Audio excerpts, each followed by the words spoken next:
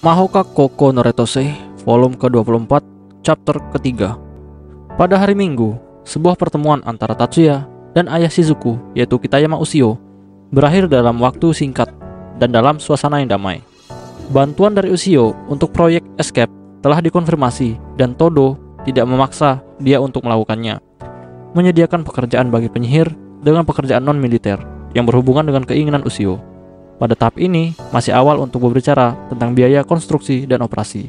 Jadi hari ini Tatsuya selesai dengan menjelaskan rincian proyek ke Ushio yang tidak diceritakan pada konferensi pers.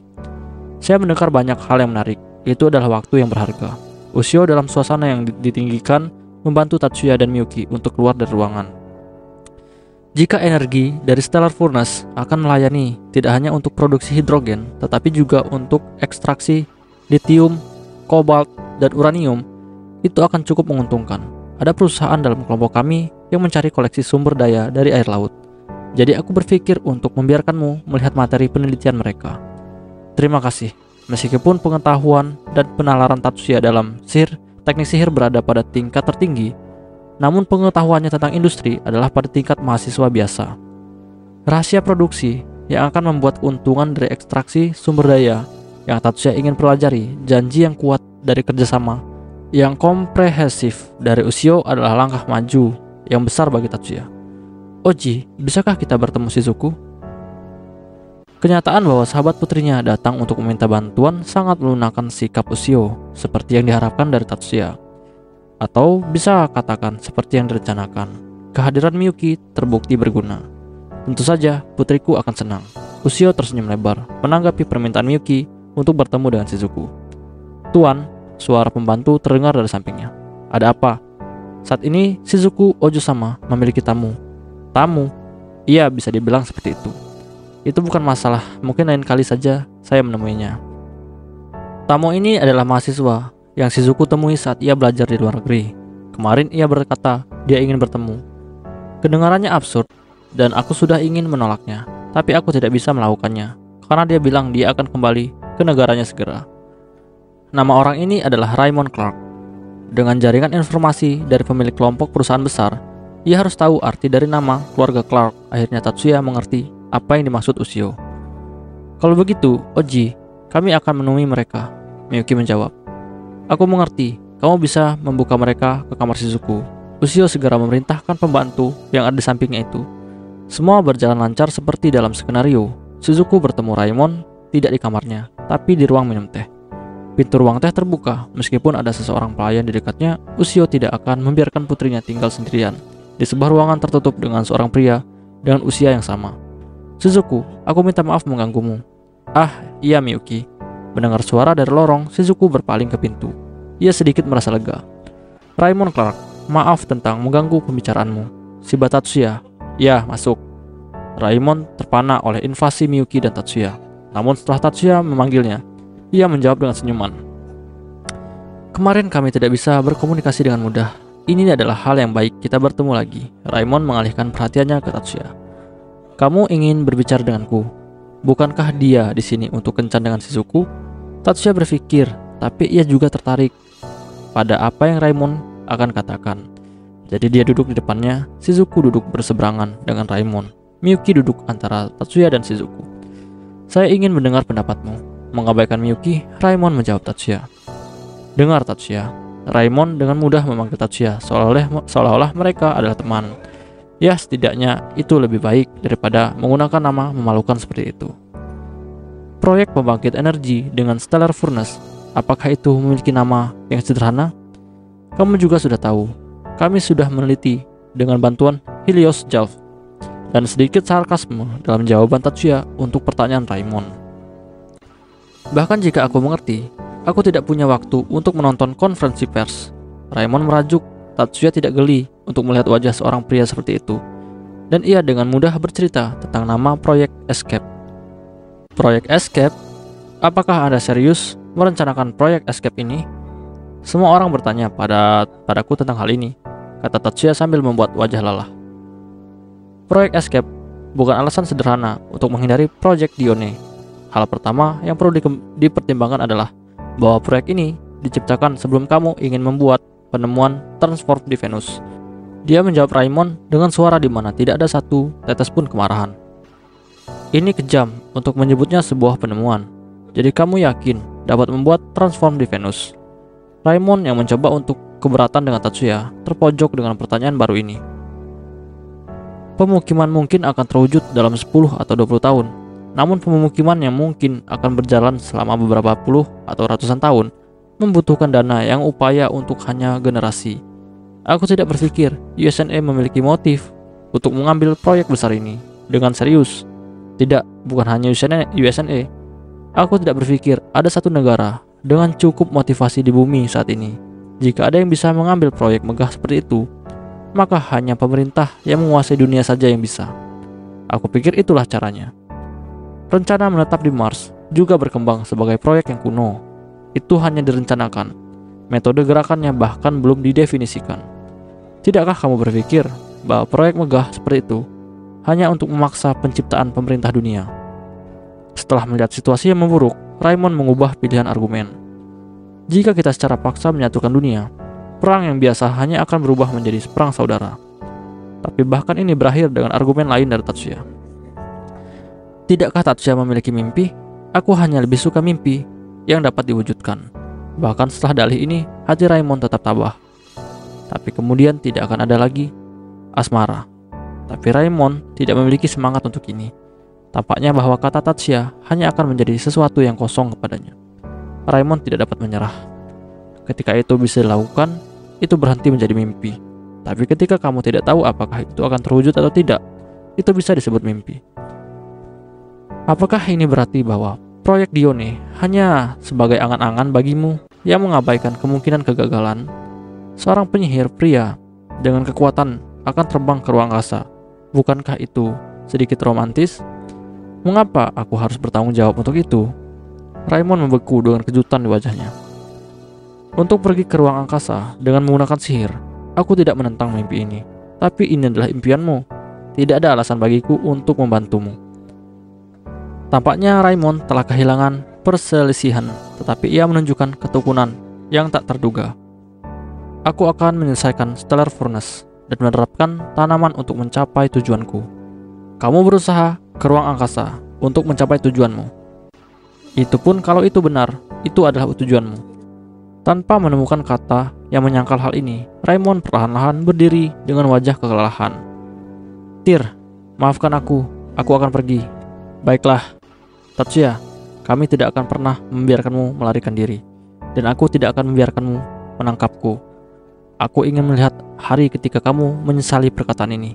Semua benar, Tyr, sampai jumpa lagi. Raymond sementara pergi dan hanya melihat ke arah Shizuku. Iya, Ray, aku akan sampai jumpa. Tersenyum setelah dia menjawab Shizuku, dia pergi keluar melalui pintu yang dibiarkan terbuka. Pada hari Selasa, ketika ketua Tomitsuka Hitsui kembali ke makan siang ke kantor asosiasi sihir di cabang Kyoto, dia dikunjungi oleh seorang karyawan MFA. Apakah Anda meminta asosiasi sihir untuk mengerahkan tekanan kepada keluarga Isuba? Iya, sepertinya Anda sudah paham. Itu mustahil, bentak Hitsui. Asosiasi sihir tidak memiliki wewenang untuk memberikan perintah seperti itu. Perkataan Hitsui bukanlah dusta untuk menghindari tanggung jawab. Asosiasi sihir adalah sebuah organisasi yang dibantu oleh para penyihir, bukan sebuah organisasi yang mengontrol para penyihir. Tetapi Anda memiliki wewenang yang kuat di antara para penyihir. Asosiasi sihir internasional bahkan dapat membentuk unit disiplin yang bertindak di atas hukum. Ini mungkin jika tujuannya terbatas pada mencegah penggunaan senjata nuklir. Namun, asosiasi sihir Jepang tidak memiliki pengaruh seperti itu untuk mencegah aktivitas keuangan seorang penyihir sebagai orang yang pribadi. Apakah seperti itu? Karyawan MFA bertanya dengan nada serius. Iya, rupanya orang ini tidak akrab dengan penyihir, sehingga Hitsui tegas menekankan bujukannya. Selain itu, para penyihir dari Ten Master Clan lebih kuat daripada asosiasi sihir sendiri. Bahkan jika asosiasi mengatur unit disiplin, itu tidak akan mampu memaksa keluarga Yusuba untuk patuh. Tapi Ten Master Clan bukanlah struktur monolitik. Itu merupakan argumen yang keliru. Apakah Anda mengusulkan untuk memprovokasi konflik internal dalam Ten Master Clan? Memprovokasi? adalah ekspresi yang tidak pantas. Kami tidak ingin sesuatu seperti pertengkaran pribadi antara penyihir. Aku hanya bertanya-tanya, apakah arti sebenarnya dari otonomi sebagai sebuah organisasi tidak membatasi anggotanya dari dalam, tetapi untuk menahan mereka keluar dari kontrol. Asosiasi sihir tidak mengelola Ten Master Clan. Hitsui merasakan sakit yang membosankan di bagian atas perutnya, tetapi ditoleransi dan dengan rasa keberatannya. Kami pikir sebaliknya, dari sudut pandang objektif, satu pengaruh terbesar pada komunitas penyihir bukan mereka yang menyebut diri mereka Ten Master Clan, tapi asosiasi sihir itu sendiri. Tapi lawan bicara tidak ingin mendengarkannya. Jadi saya dengan tulus mengandalkan Anda. Setelah kata ini, karyawan MFA berdiri dan pergi. Hitsui berkeringat dan sedikit merasa mual. Tidak perlu dikatakan bahwa pemerintah Jepang mulai menghalangi proyek Escape karena diminta oleh pemerintah USA. Sampai saat ini, pemerintah Jepang tidak melihat manfaat dari ekstraksi sumber daya laut. Di masa lalu, proyek serupa berakhir dengan kegagalan total, sehingga mereka spektif tentang hal itu dalam hal keyakinan dan efektivitas biaya. Namun respon dari komunitas bisnis berbeda. Ushio-san, tampaknya Anda telah memutuskan untuk berpartisipasi dalam proyek bisnis ini tanpa ragu. Ushio, ini adalah jenis perilaku yang baik di kalangan bisnis. Bahkan pada pertemuan informal, mereka tidak memanggil satu sama lain. Seperti yang diharapkan dari Muromachi-san, Anda belajar dengan cepat. Apakah Anda sudah berinvestasi dalam proyek ini? Pengusaha lain yang akrab dengannya berbicara dari sisi lain meja. Aku sudah tahu begitu banyak. Iwata-san, apa hanya itu yang Anda dengar? Ya begitu, itu pun orang yang berbeda. Di kedua wajah Ushio dan Iwata, pada saat yang sama, senyum lebar muncul. Iwata tidak seperti Muromachi, dia adalah pemilik perusahaan yang menyaingi kelompok saingan Ushio. Dan hubungan mereka yang terakhir adalah berjuang untuk transaksi besar luar negeri, tapi tidak ada tanda permusuhan di antara mereka. Bukan bermaksud menyembunyikannya, si Bakun adalah teman sekelas putri saya. Ya, jika Anda berpikir tentang hal ini, putri Anda pergi ke perguruan tinggi pertama yang berafiliasi dengan universitas. Jadi, apakah Anda berada dalam hubungan persahabatan dengan dia? Itu bukan pertanyaan dari Muromachi atau Iwata, tapi oleh orang lain di sisi yang berlawanan. Sepertinya Todo Aoba sengaja menyebarkan rumor, pikir Ushio. Bahkan jika kamu mendengar tentang bisnis baru, tampaknya menguntungkan. Jika tidak sulit bagi Anda, Ushio-san, bisakah Anda memperkenalkannya kepadaku?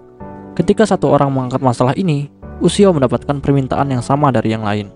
Tidak buruk bagi Ushio bahwa jumlah investor akan meningkat. Resiko dapat dibagi, semakin banyak orang berpartisipasi dalam bisnis, maka mungkin untuk membaginya sehingga setiap peserta tergantung pada investasinya sendiri. Aku akan memberitahumu, Tatsuya-kun, tentang permintaan ini. Ushio menjawab dengan senyum, pertemuan itu akan berakhir. Pada hari Rabu, setelah sekolah, Tomitsuka Hagane datang ke ruang dewan sekolah. Bahkan Igarashi Yosuke, ketua kelompok manajemen klub saja jarang datang ke ruang dewan. Dan dalam kasus Tomitsuka ini, sepertinya ia memiliki sesuatu yang penting. Kapan Tatsuya mulai bersekolah lagi? Sayangnya dia tidak bercerita tentang hal itu. Dengan keengganan di wajahnya, Miyuki menjawab pertanyaan Tomitsuka. Jawabannya bukanlah kebohongan. Ini terpancar dari ekspresi wajah yang ia munculkan. Untuk sementara, Tatsuya tidak akan pergi ke sekolah karena ia mengamati situasi setelah konferensi pers. Dan Miyuki hari demi hari dalam hatinya tumbuh ketidakpuasan akan Tatsuya yang tidak bebas untuk datang ke sekolah. Lalu, apakah kamu mau memberitahu di mana si Bakun sekarang? Dengan keputusasaan yang tidak tersembunyi, Tomitsuka bertanya lagi pada Miyuki.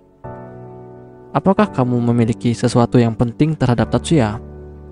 Miyuki menjawab dengan suara yang mencurigakan. Siapapun di tempat merasa bahwa ada sesuatu yang salah dengan Tomitsuka. Tidak ada kebebasan bertindak dalam perilakunya. Menekan lawan bicaranya itu tidak tampak seperti Tomitsuka yang biasanya. Maaf, namun ia melihat bahwa ia membuat Miyuki merasa tidak nyaman. Ada sesuatu yang ingin aku bicarakan dengan si Bakun. Berbicara, jika tidak keberatan, aku ingin tahu tentang apa itu.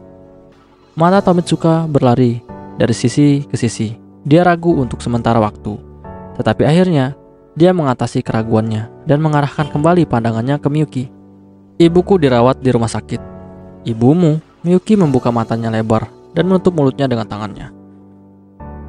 Oh tidak, meskipun aku bilang dia dirawat di rumah sakit, itu tidak mengancam hidupnya. Dia hanya memiliki ulkus lambung yang parah. Dia akan keluar dari rumah sakit setelah sebulan beristirahat. Saya mengerti. Aku berharap ibumu cepat pulih, seperti sedia kala. Terima kasih banyak. Menerima kata-katanya simpatik dari Miyuki, Tomitsuka tampak seolah-olah ia ingin mengatakan sesuatu yang lain. Ketika ia sedang mencari kata yang cocok untuk mengatakannya, Izumi berbicara dengannya. Bukankah ibu Tomitsuka Senpai merupakan ketua asosiasi sihir? Iya benar, Sayang Musasan. Apakah penyakit ibumu berasal dari psikologisnya? Kali ini mata Tomitsuka sudah terbuka lebar. Dokter mengatakan itu disebabkan oleh stres. Dengan kata lain, Tomitsuka Senpai ingin mengatakan bahwa penyebab penyakit ibunya kambuh karena Shiba Senpai. Aku tidak akan mengatakan sesuatu seperti itu. Wajah Tomitsuka memerah. Hal ini membuktikan bahwa pernyataan Izumi tidak sepenuhnya salah. Tomitsuka yang khawatir sadar dan mengambil napas dalam-dalam. Ibumu baru-baru ini telah sangat ditekan oleh pemerintah berkaitan dengan Tatsuya sama. Miyuki mencoba menenangkan Tomitsuka. Iya, itu benar. Mereka ingin dia membujuk Shiba-kun untuk membatalkan proyek pembangkit energi dan ikut serta dalam proyek Dione. Apa maksudmu? Honoka mengatakan keras dengan nada marah. Izumi dan Shina juga menanggapinya tidak masuk akal dan mengirim tatapan dingin ke Tomitsuka. Bagaimana kamu bisa tahu? Bukankah itu adalah sesuatu yang rahasia? Seorang anggota keluarga kami sudah pergi ke rumah sakit. Meskipun tidak resmi, keluarga kami akan membantu anggota keluarga lainnya dan mengidentifikasi keadaan, jadi itu bukanlah masalah. Nada terbuka, Tomitsuka menunjuk ketidakpuasan dengan orang-orang terkait dengan pemerintah. Aku tidak akan menuduh Shiba-kun penyebab ibuku dirawat. Aku mengerti bahwa itu sangatlah konyol, mengalihkan tanggung jawab ke Shiba-kun. Tomitsuka Senpai, jika kamu tidak mengeluhkan hal ini, lalu apa sebenarnya alasanmu ingin menemui Shiba Senpai? Pertanyaan Miyuki lagi disuarakan keras oleh Izumi. Terlepas dari pendapat pemerintah, aku percaya bahwa Shiba-kun harus mengambil bagian dalam proyek Dione. Tidak diragukan lagi, ini merupakan proyek penting bagi masa depan umat manusia. Dan USNA sedang mencoba untuk mengundang Shiba-kun dengan senang hati. Dia mungkin telah memiliki banyak rencana, tapi aku percaya bahwa untuk Jepang, untuk kepentingan para penyihir Jepang, ia harus menerima undangan dari USNA. Sejauh ini aku diam, karena itu tidak mengkhawatirkan. Tetapi ketika itu mempengaruhi keluargaku, aku menjadi terlibat.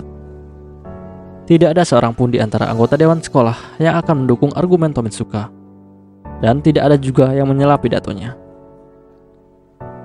Meskipun aku kesal karena harus mengikuti permintaan pemerintah yang tidak masuk akal, aku masih ingin mencoba untuk membujuk Shiba untuk mengambil bagian dari proyek Dione. Setelah membiarkan Tomitsuka menyelesaikan pidatonya, Miyuki berbicara. Jika itu adalah tujuanmu, maka aku tidak akan memberitahumu apapun. Tomitsuka tampaknya tidak mengharapkan penolakan.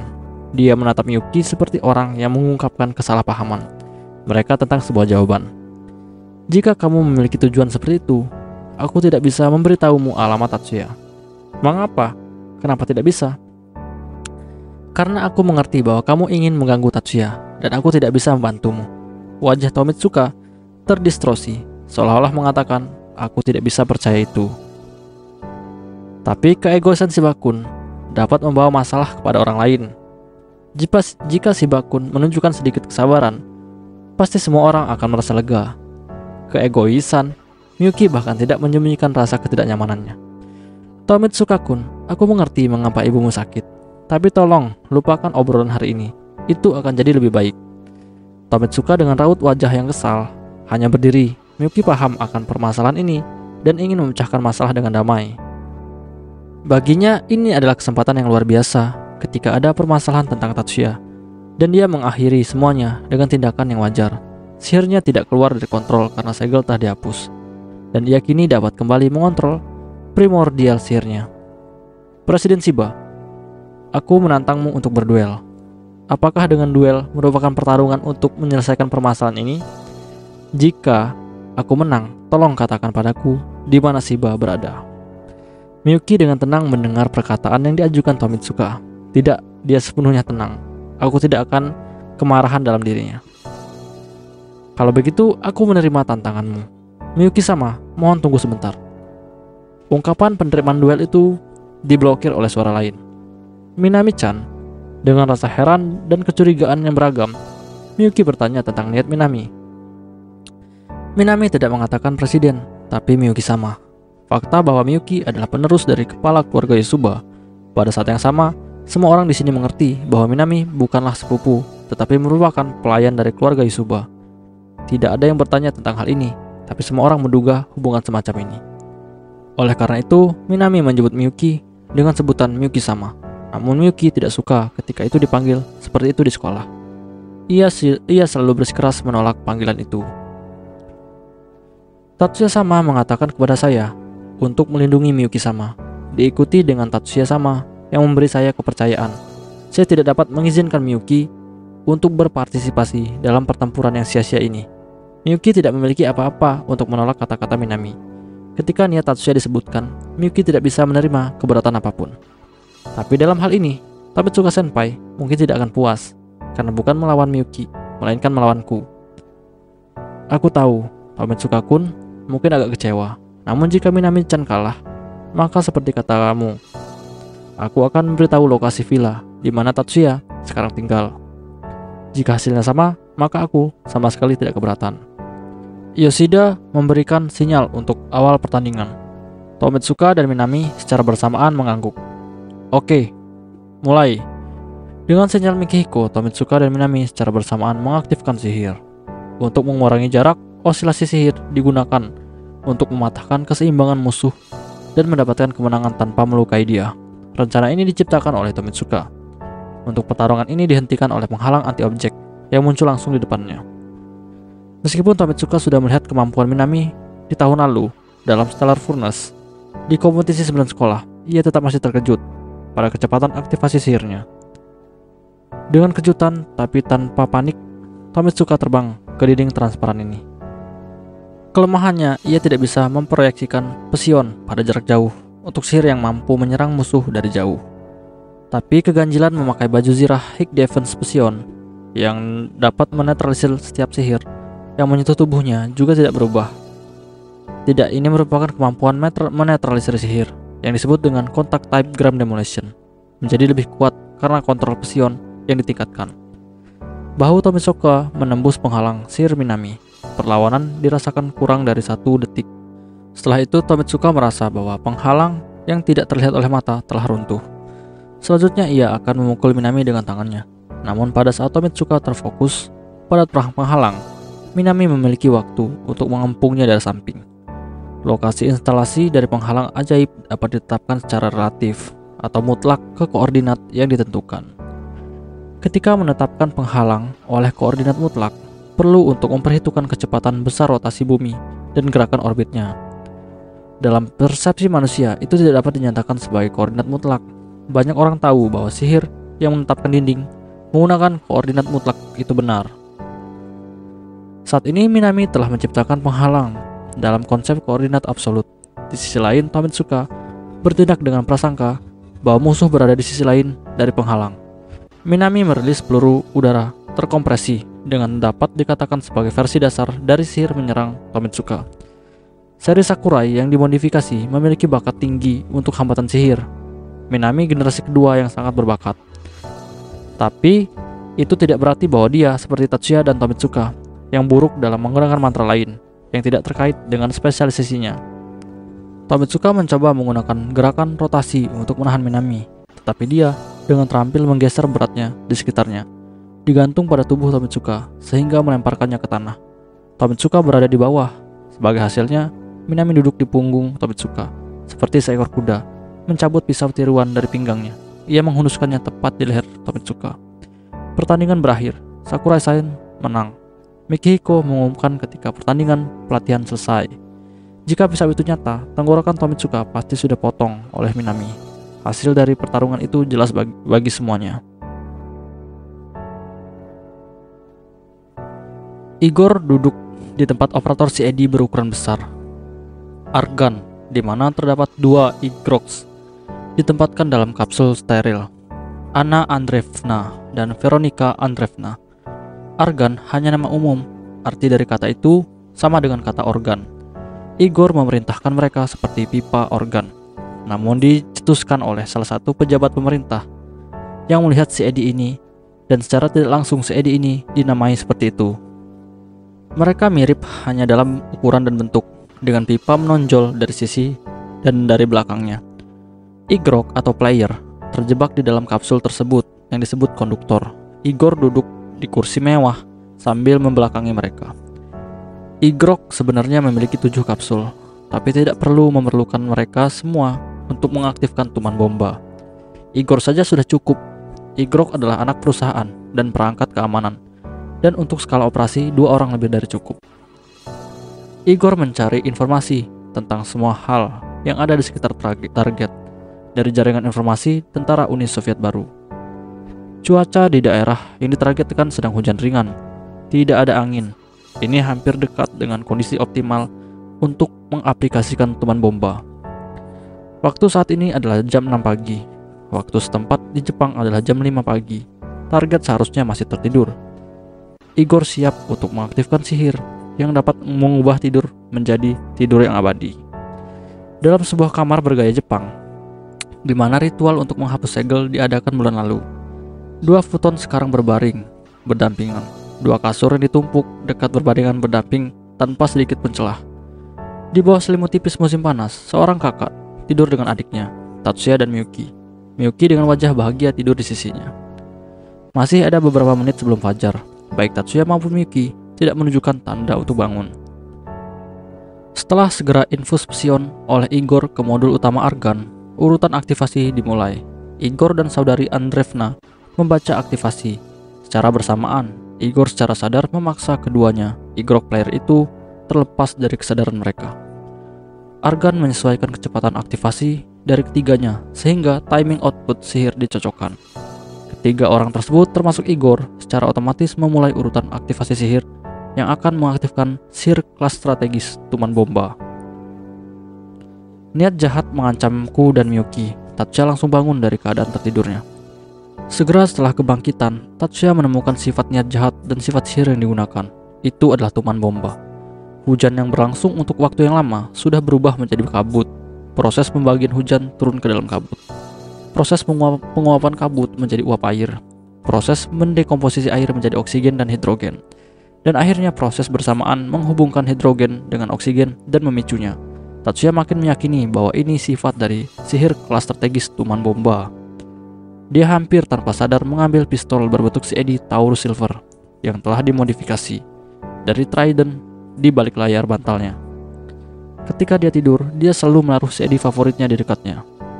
Tindakan penanggulangan telah disiapkan dengan mempertimbangkan pengalaman yang dia peroleh saat mendukung pertempuran di Selat Soya. Sihir yang dipilih bukanlah Gram Dispersion, tetapi Mist Dispersion.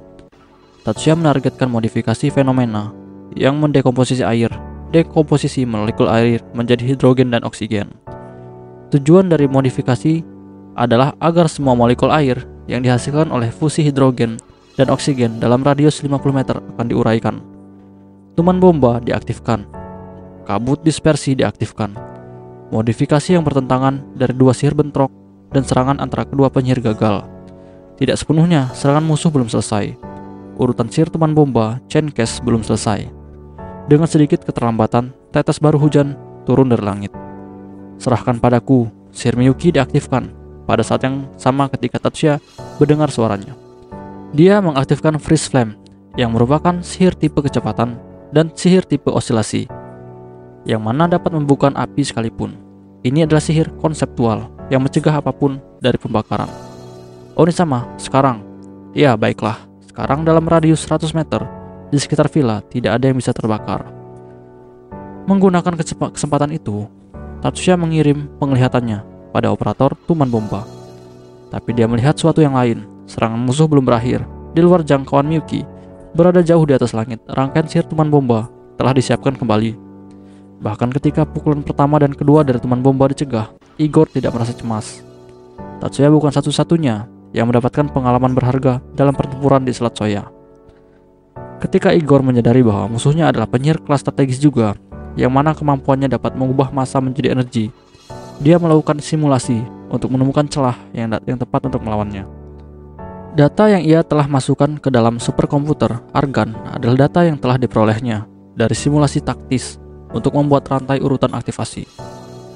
Meskipun ia tidak menduga bahwa musuh dapat menghalangi apapun dari pembakaran, tetapi ia tetap tidak bisa menghentikan fenomena ketika sudah terjadi. Serangan sihir berbasis simulasi sudah diluncurkan. Igor duduk di kursi konduktor dan menunggu kemenangannya dikonfirmasi. Tatsuya melihat bahwa pada ketinggian 200 meter di atas villa, awan hujan menghasilkan kabut tebal dalam bentuk corong. Ini adalah di luar jangkauan freeze frame milik Miyuki. Tatsuya mencoba menghancurkan strukturnya, namun bahkan dengan kecepatan aktivasi dekomposisi, ia tidak bisa mencegah tuman bomba yang telah memasuki tahap akhir. Dia tidak memiliki cukup waktu untuk membaca struktur sihir yang membentuk corong dari massa kabut. Massa kabut dipecah menjadi hidrogen dan oksigen, tetapi gas oksihidrogen telah bersiap-siap untuk menyala. Kemenangan. Ini adalah langkah terakhir dalam urutan 3 serangan. Igor yakin akan kemenangannya, menerima respon dari serangan yang sukses. Ini sama saja dengan mengatakan skakmat. Sebagai efek samping dari penggunaan sihir, awan hujan yang menutupi langit sekarang hilang. Igor tidak memiliki satelit pengintaian yang mengorbit rendah saat ini, tetapi dia memanfaatkan satelit lain yang jaraknya lebih jauh. Igor mengakses pengamatan satelit ini menggunakan fungsi perintah yang dipasang di CED Argan. Apa? Suara yang heran meledak. Gambar yang muncul di monitor portable menampilkan villa yang masih utuh.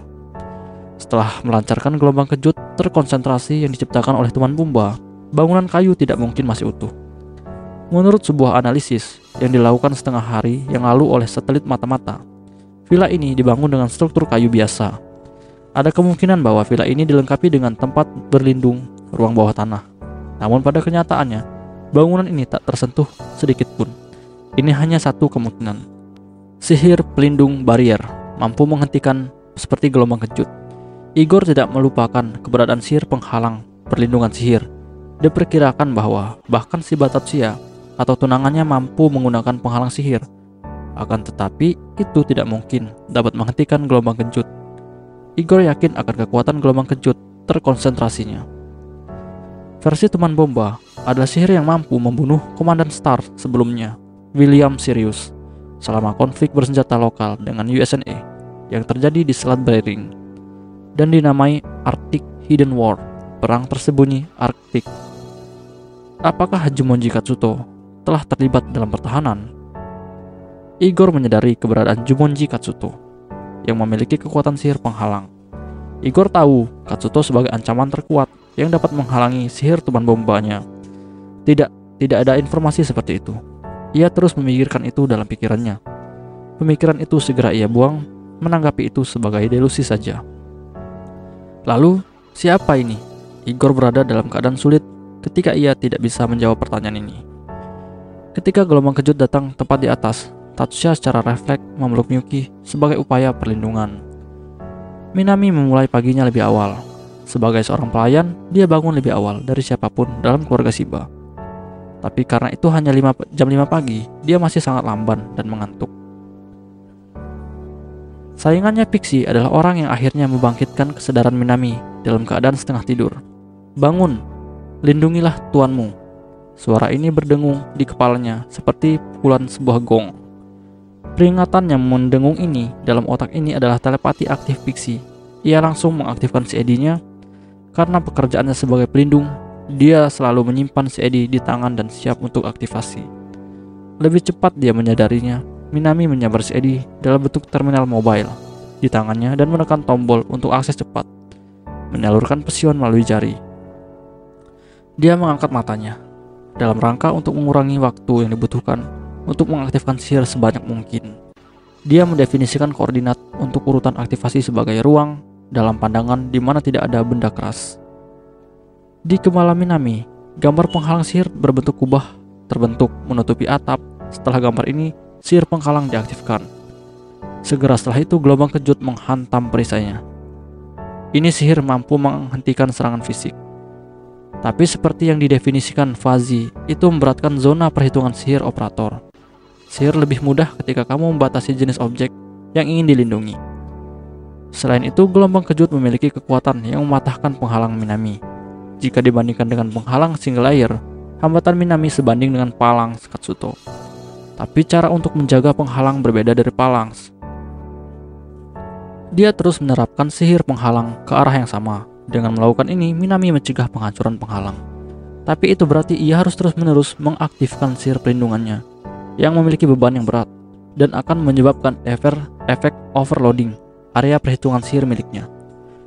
Aku tidak akan kalah. Aku tidak akan menyerah. Aku akan melindungi Miyuki-sama. Dari sudut pandang objektif, Minami tidak memiliki alasan untuk menjadi sangat terobsesi membela Miyuki. Dia tidak didorong untuk melakukan hal ini hanya karena alasan cinta seperti Tatsuya. Bibi dari Minami, Sakurai Honami, merawat Miyuki seperti keluarganya sendiri. Tetapi ini adalah kejadian masa lalu. Dia tidak berhubungan dengan Minami. Mereka diakuisisi untuk perlindungan Miyuki, atau dalam anggapan lain, seri Sakurai diperbudak oleh keluarga Izuba dan diperintah untuk mematuhi perintah dari nyonya muda. Minami hanya tinggal setahun bersama dengan Miyuki.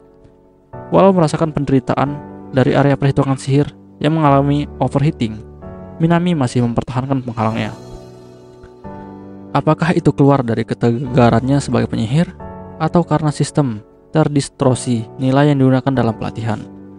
Atau apakah itu karena takut disingkirkan setelah tidak berguna? Tidak ada motif sepele atau motif negatif lainnya. Mengapa dia melindungi?